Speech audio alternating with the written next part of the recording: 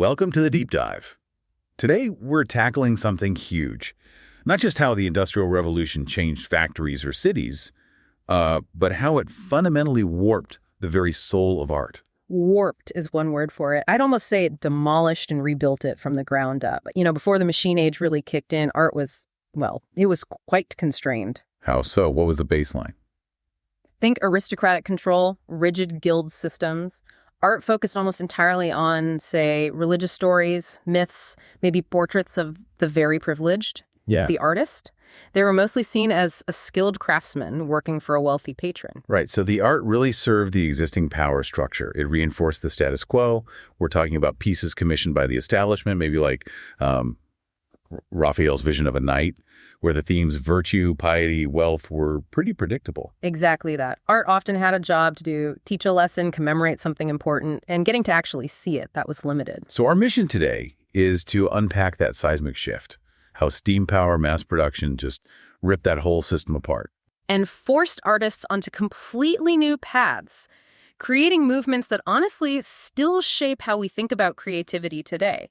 We want to show you how those gears and smokestacks sparked a real revolution on the canvas. And it wasn't slow, was it? The changes felt explosive. Late 18th, early 19th century, suddenly you've got mechanized textiles, steam engines everywhere, the factory system booming. These weren't just industrial changes, they were societal time bombs. They literally reshaped the human landscape. How did that play out immediately? Well, the big one was rapid urbanization. People just poured out of the countryside, heading for these dense, often smoke-filled cities, looking for work, for wages. Suddenly, the whole backdrop of human life changed. The artist's world flipped overnight. It wasn't, serene pastoral landscapes or fancy court portraits anymore. No, it was soot, crowds, noise, the relentless energy of the factory. It was this really complex new social reality, a mix of, let's say, progress and squalor, beauty and ugliness. And artists had to grapple with it, figure out how to capture that. That challenge, that tension, it forced art into this immediate rebellion, didn't it? But in two very different directions. Exactly, a kind of dual rebellion. Okay, so let's look at that first rebellion. You had these two opposing reactions popping up almost simultaneously. Romanticism and Realism. Starting with Romanticism, that sounds like just running away from it all. It absolutely was an escape in many ways, but maybe a necessary one. It was this deeply emotional counterstrike against the logic, the grime, frankly, the ugliness and monotony of industrial life. So turning inward. Yes. Romantic artists looked inward, emphasizing intense feeling, the individual's unique experience, and often the overwhelming power of nature, the sublime. They painted those idealized landscapes, those heroic figures, almost as an antidote, an artistic sanctuary from the mechanization of everyday existence. And that feeling, that transition, J.M.W. Turner's painting from 1838, the fighting temeraire tugged to her last berth to be broken up. That seems absolutely central here. Why is it so powerful? Oh, it's basically a eulogy for a bygone era. The temeraire, this grand old sailing warship, it represents past glory, human skill, craftsmanship. The Turner paints it almost like a ghost, luminous, fading into the sunset. Beautiful, but tragic. Exactly. And what's pulling it to be scrapped, this tiny, dark, smoke-belching steam tugboat, the symbol of the aggressive, unromantic, relentless new machine age. Wow. So the painting isn't just showing a ship being towed. It's showing the old world being hauled off to its death by the new one. It's incredibly poignant. It's like the visual metaphor for the death of that old kind of heroism. Yeah, okay. So while the Romantics were retreating into emotion and nature, another group was doing the exact opposite, wading right into the soot and grime. The realists. Right. As industrial society kind of grew up and the effects, the poverty, the labor struggles became impossible to ignore, realism emerged. This movement just rejected romantic fantasy and the old-fashioned idealism of academic art. People like Gustave Courbet, Jean-François Millet. Precisely. They focused on the gritty, unvarnished truth. No more gods, no more nobles, at least not exclusively. So suddenly, canvases are filled with factory workers, peasants digging in fields, the hardships of ordinary working people. That's a massive subject shift. It is. And here's where the economics get interesting, too. This shift really resonated with the growing middle class. Remember, the old aristocratic patronage was fading. Okay.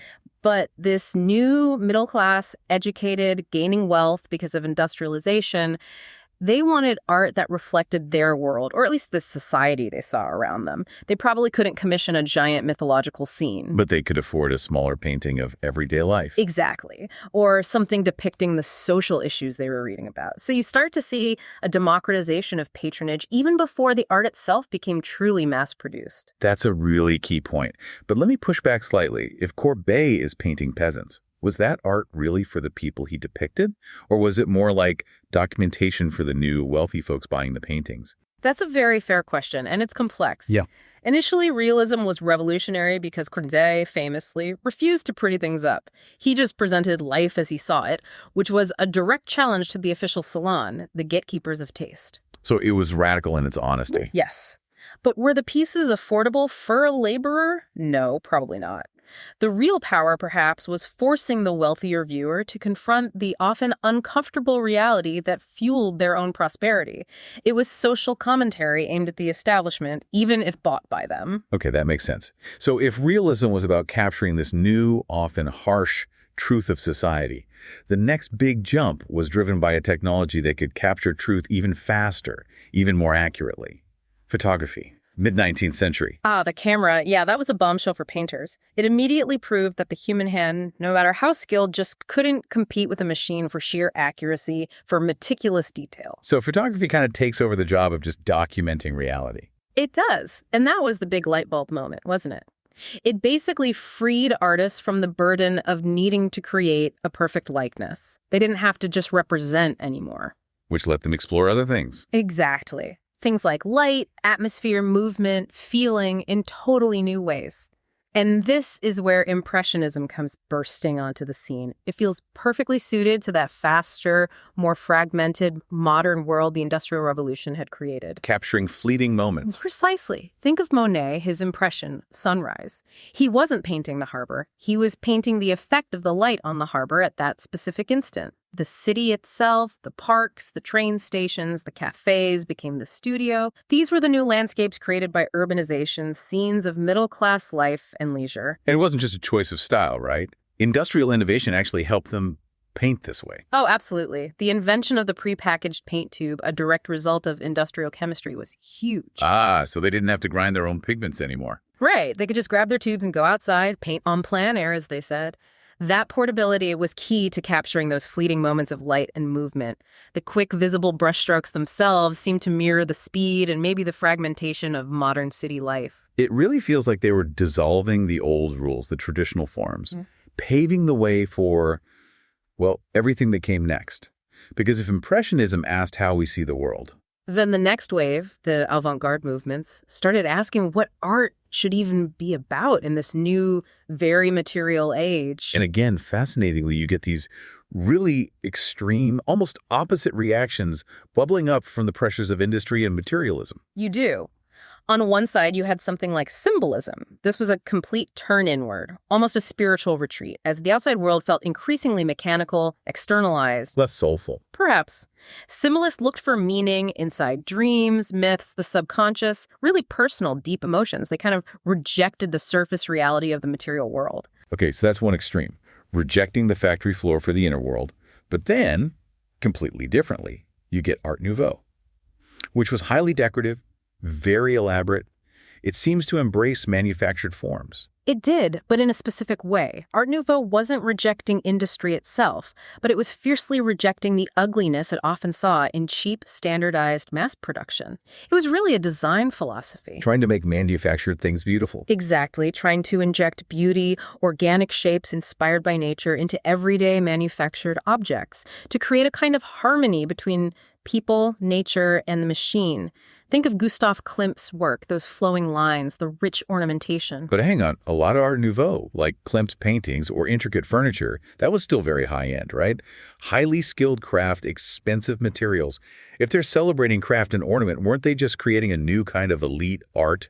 Something the working class, the subjects of realism, couldn't possibly afford. That is a very astute point and a valid critique. In practice, yes, many Art Nouveau pieces were luxury items because of the craftsmanship involved. However, the underlying idea, the philosophy, was broader. It was about integrating beauty into daily life, whether it was a building facade, a lamp, or even just a spoon. It was a pushback against that cold, anonymous feel of mass production.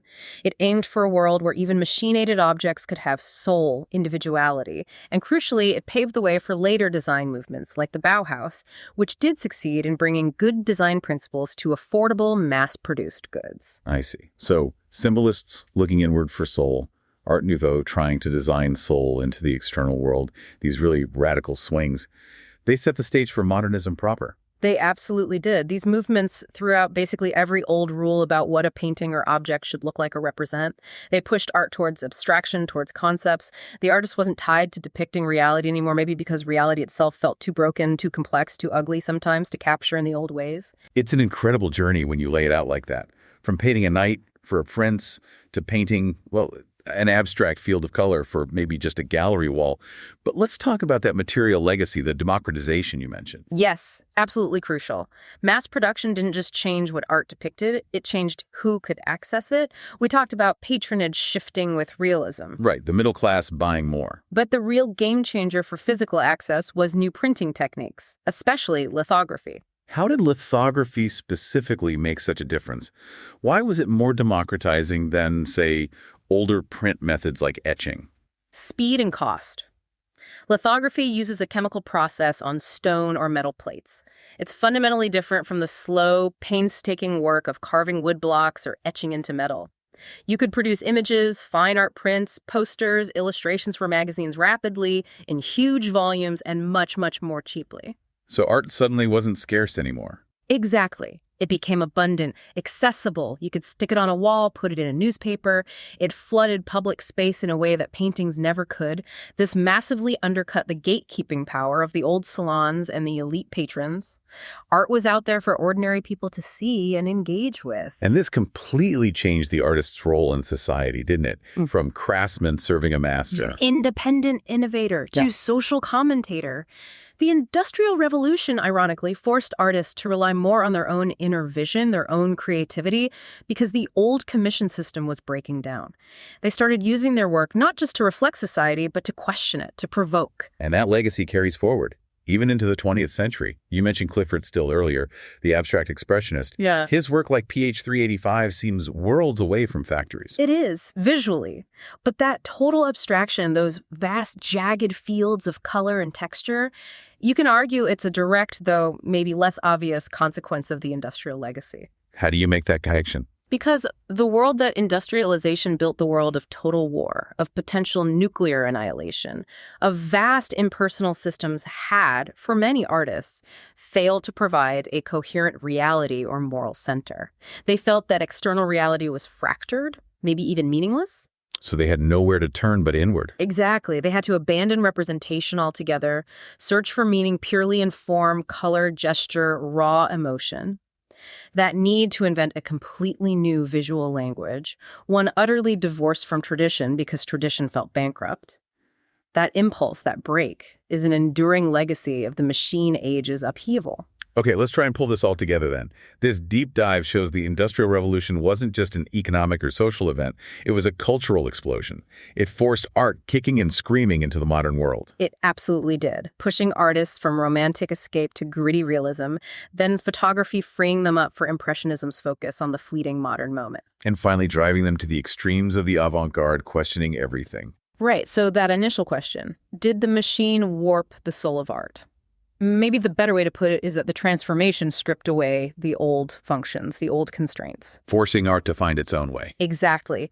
Revealing what might be its true essence, this constant adaptive conversation between progress, technology, and the fundamental human experience. It's a dialogue that never really stops. A fantastic way to frame it, and maybe a challenge for you listening. Think about today's technologies. AI, genetic editing, virtual reality. Yeah. What are they forcing artists to abandon? What new languages are they compelling artists to invent right now, building on that same dynamic set in motion 200 years ago by the steam engine and the factory?